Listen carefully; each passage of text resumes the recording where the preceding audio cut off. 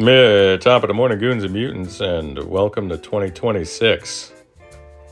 Ooh, shudder at the thought of it. Now, we're back inside of this 1961 Fender Deluxe, and we're doing some updates for the customer. Although that's you, buddy. The rest of you guys, welcome. All the members, all the new members, people subbing, people just swimming by. Thanks for coming around. I do appreciate all of you. On that note, don't forget to like and subscribe, share with friends, tell your mom and them. Take care. All right, Aldo, rest of you goons and mutants, a final Happy New Year. We're into it now. It's too late. Can't go back. So this is mostly sorted now. You'll notice on the rear deck here, potentiometer, that is your variable negative feedback right there.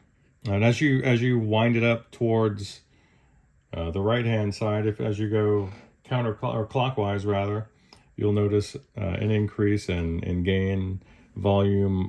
You'll get a little more touch sensitivity, some looseness, and a little more sparkle on the top end.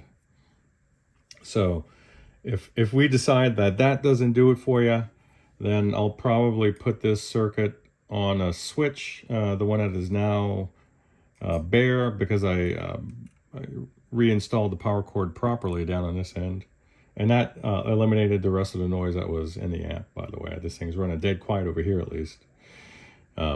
If we find that this doesn't do the trick for you, this will be the spot where I mount a master volume, and then we'll use the lugs over here as a place to just flip off the negative feedback altogether. So you'll go from 0 to 60 pretty quick that way. Hold on 1 second, please. All right, anyway, I'm waiting on 12 AX7s to arrive, and we'll take it from there.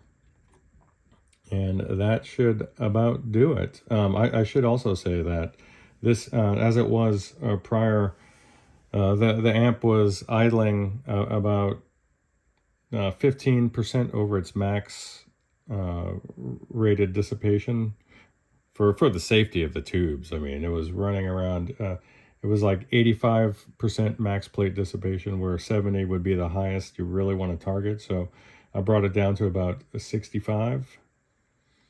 Once we get the new 12 AX7s in there, we can give this thing a run for the money and see what kind of overdrive we're going to get out of it.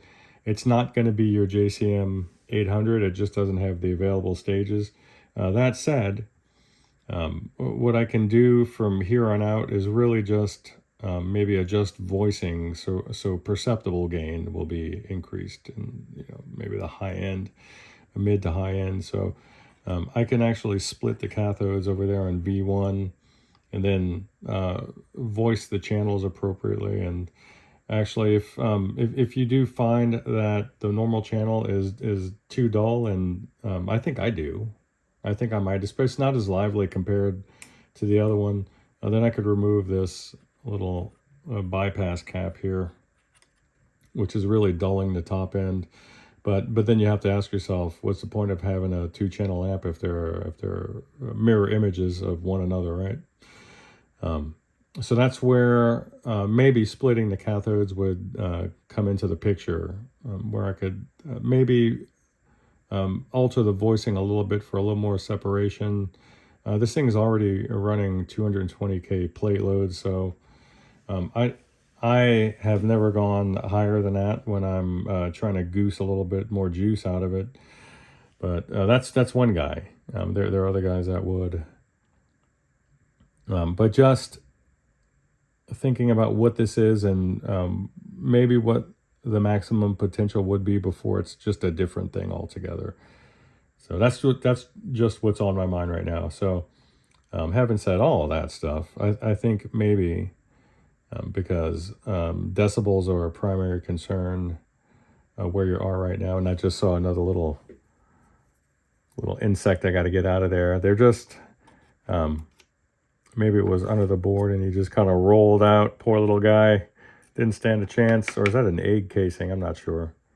Let's see if we can. Where am I at here? You can't see him. He's in there. He's on there. So, and he apparently didn't want to go away. So that's it for this one.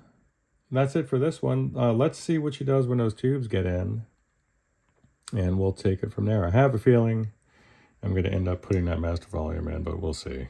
All right, bye.